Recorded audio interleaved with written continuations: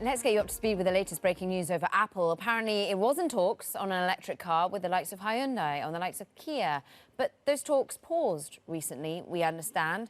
We also understand they're discussing similar plans with some other auto manufacturers. Joining us now for the Inside Track, one of the guys who helped break it, Ed Ludlow.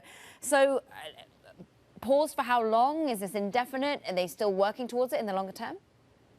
Yeah, I think that's the issue with what's happening here. We don't know when the talks would be revived, or if they were revived, what it would lead to. We've reported that, according to sources, not only are the talks with Hyundai and Kia on pause, but Apple is also talking with other automakers about a partnership on EV as well. The issue is that if there's one lesson covering this beat, it's that making prototypes is very easy, and mass producing electric vehicles, especially sophisticated ones with self-driving capabilities, is very hard. There are few automakers in the world with the extra capacity and ability to take on a product like this. But that, the latest is that those talks have been put on pause. One of the difficulties is that within the Hyundai group, it's not clear if it should be Hyundai Motors that is pursuing this with Apple, or the Kia brand specifically. And according to a source, that is one of the sticking points. Well, so this is the question that I'm curious about then. I mean, the fact that this is getting delayed, or whatever you want to call it, is this more of a reflection of Apple's commitment or lack of commitment to it? Or is this really more about the idea here that there just is no one else out there to make this thing for them, at least at this stage? Well, as you guys know, our fantastic colleague Mark Gurman has reported that the Apple car is something like half a decade away from reality anyway.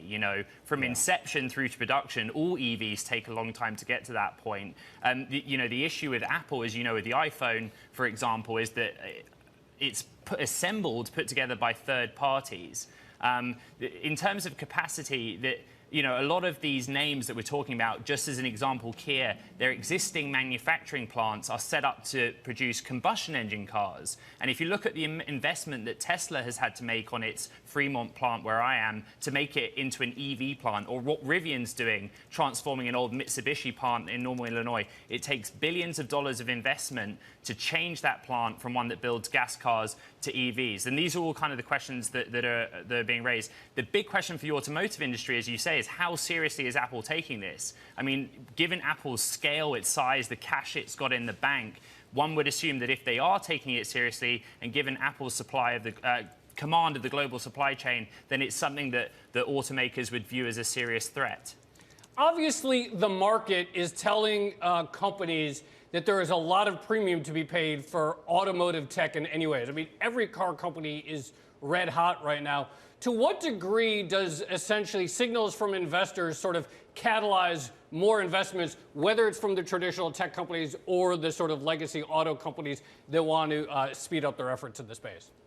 Yeah, I think you and I have discussed it. There's two big undercurrents here. You kind of see it reflected in what we're seeing with SPAC deals centered in the EV space as well, right? That you have policy support, not just in the US from Biden, but in the UK under Boris Johnson's government as well. If you think about this, the consumer, the car is the sort of most significant purchase you make in your lifetime after a house. And at some point, with all of the 2030 targets to phase out combustion engine cars, there will be this big wave of transformation to kind of get in on the EV conversion. The point is, for the companies, is which one do you deploy capital on, and when do you get in at the right time? The core of it is that it is capital intensive, and you see investors very willing right now to put money into that process, even if companies are pre-revenue or they don't even have a substantial prototype to show for it. No way, Norway.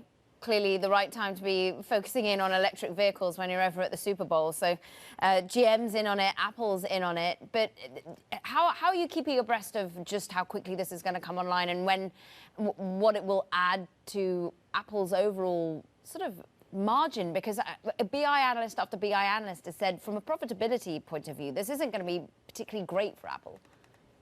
Yeah, I mean, you just have to go on precedent, right? And you look at Tesla, and Tesla has proved one thing, that mass producing electric vehicles profitably, if you strip out the tax credits that they get, is very difficult. Apple, in its day-to-day business with the iPhone as well with the MacBook, they target the high end of the market, the luxury buyer, targeting not just the luxury buyer in the US, but in China as well. The assumption then, based on the commentary out there in the market, is that the car would reflect that too. It would be a luxury product, a higher end product. What it means for Apple's bottom line, I don't know. Our Bloomberg's reporting is pretty clear that this vehicle, in whichever direction Apple takes it, is some way from fruition. But I think the anticipation is that it will be a high-tech product, capable in terms of self-driving, and therefore would come with a significant price tag. Well, yeah, I mean, if it's Apple, it's going to come with a significant price tag, and maybe they'll finally do something about iTunes. I am curious, though, with regards to the strategy here, because this isn't a company that really does just put out a product just to put out a product. There is a massive sort of profit incentive that they've built into their business model, and it's hard to really see that with a car, particularly if they're building it. Now, if they're just building, say, software and other components that maybe go into some other car, that I could sort of understand. But is there a sense here that Tim Cook really wants to go down this road of being an auto manufacturer, or they just want to sort of be in this race to the EVs in some form or another? Well, based on the reporting, today's story and past reporting by Bloomberg, the latter, right, that they would outsource manufacturing to a partner rather than take on the manufacturing itself, mirroring what they do with the iPhone. It's also a question of competency. I talk to a lot of investors, a lot of market participants, and the theme of the last year and into this year is partnerships. You see it with the OEMs, the automakers. When it comes to things like self-driving, they make investments in specialists, AV startups or LiDAR experts. Apple has a small team of engineers working on drivetrain, a small team of engineers working on sensor suites and things like that. But I think the expectation broadly is that you outsource those capabilities to the companies and teams that know it best. But on the manufacturing side, that is the key issue. That is why the auto industry is paying attention, because it's no simple thing just to set up a car factory and start pumping out EVs.